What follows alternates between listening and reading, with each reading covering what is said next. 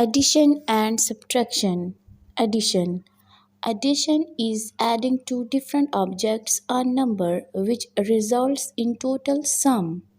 Example, when we add two oranges in other two oranges, we get four oranges.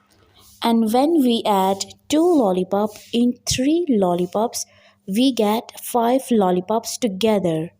Subtraction. Subtraction is taking away one object from another set of objects. For example, when we take away two candies from four candies, two candies are left. And when we take away one pencil from five pencils, four pencils left. Thank you for learning addition and subtraction today. Keep supporting and do subscribe to my YouTube channel for more videos. Bye bye.